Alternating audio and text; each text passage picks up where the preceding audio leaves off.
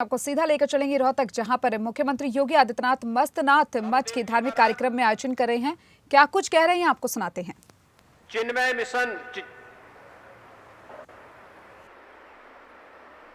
और गायत्री की इस परंपरा को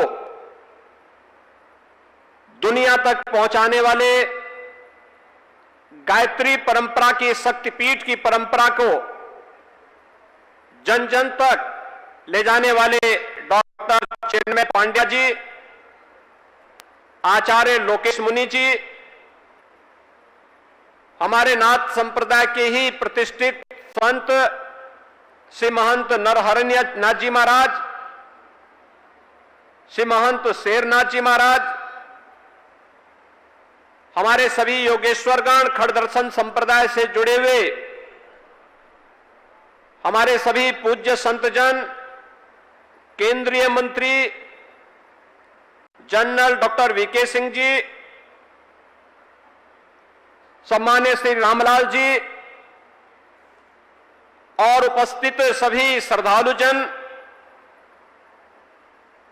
आज हम सबका सौभाग्य है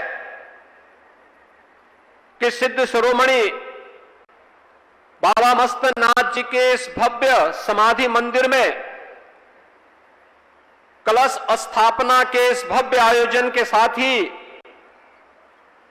इस परंपरा को एक नई ऊंचाई प्रदान करने वाले पूज्य महंत चांदनाथ जी महाराज की भव्य प्रतिमा की स्थापना, समाधि मंदिर की स्थापना के साथ ही भंडारे के इस आयोजन में देश के अलग अलग क्षेत्रों से खड़ दर्शन संप्रदाय से जुड़े हुए हमारे सभी पूज्य संतजन यहां पर उपस्थित हुए हैं।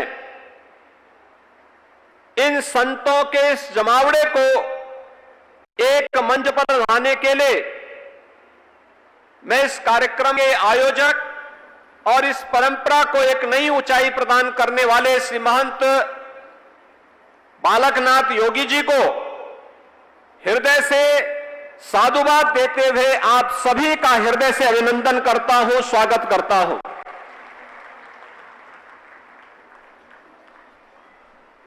हम सब जानते हैं कि नाथ संप्रदाय भारत की सनातन धर्म की परंपरा का एक वाहक है।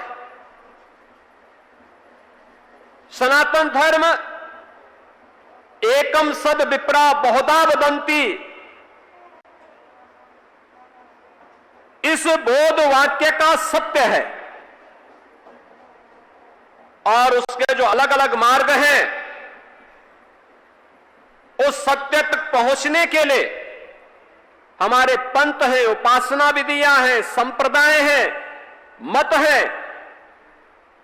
ये जितने भी मत हैं, संप्रदाय हैं, उसी सत्य की पुनर्स्थापना के लिए, उसकी पुनर्प्रतिष्ठा के लिए अपने आप को समर्पित किए हुए हैं। रास्ते अलग अलग हो सकते हैं लेकिन मंजिल एक है और वह मंजिल है सत्य सनातन धर्म की पुनर्स्थापना के कार्य को एकजुट होकर के पूरी मजबूती के साथ स्थापित करना और उस सत्य के ही प्रमुख वाहक के रूप में सरदेव सरसंघ चालक जी हम सब के पास साथ में हैं, जो इन सब में समन्वय के साथ जोड़ने का कार्य कर रहे हैं। इसी समन्वय की एक महत्वपूर्ण धारा है जो आज पूरी दुनिया के लिए आश्चर्य भी है, कौतूहल भी है और उनके लिए एक दिशा भी है। वह दिशा है अयोध्या में श्री राम जन्मभूमि पर भगवान श्री राम के भव्य मंदिर के निर्माण का कार्यक्रम।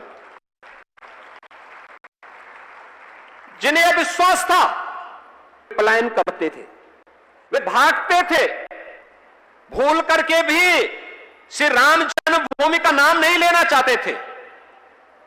लेकिन जिन्हें सनातन धर्म की परंपरा पर विश्वास था, यह तो धर्मस्त तो जय के इस सनातन वाक्य पर विश्वास था, वे लोग इस बात को मानते थे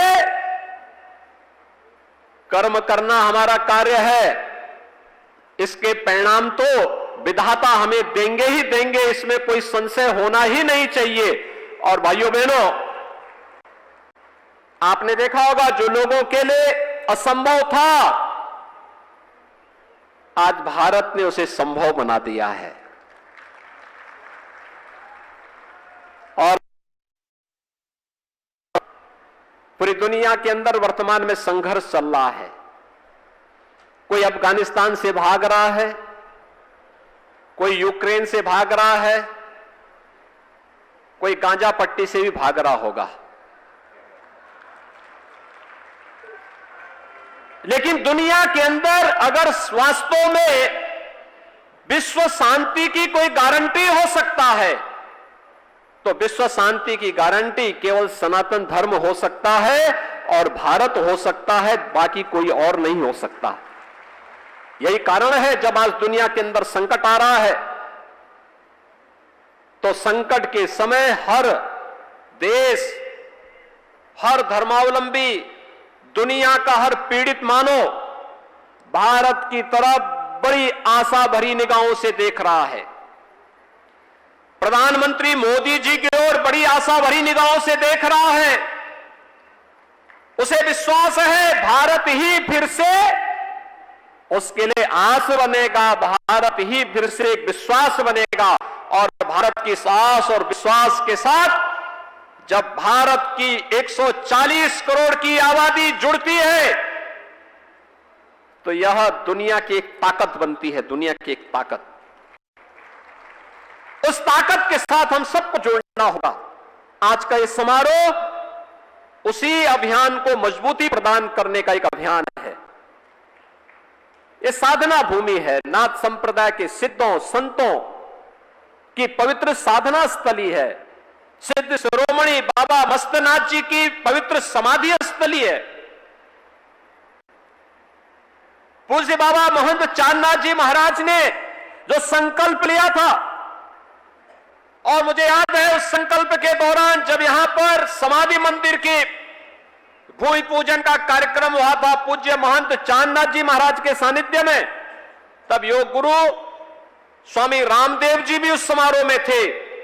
और उस समारोह के दौरान उनका संकल्प छलकता था, लेकिन यह भी उनको एहसास था कि हो सकता है कि समाधि मंदिर बनते बनते वे भौतिक रूप से नहीं रहेंगे, लेकिन आध्यात्मिक और सूक्ष्म दृष्टि से वे इसका अवलोकन करेंगे।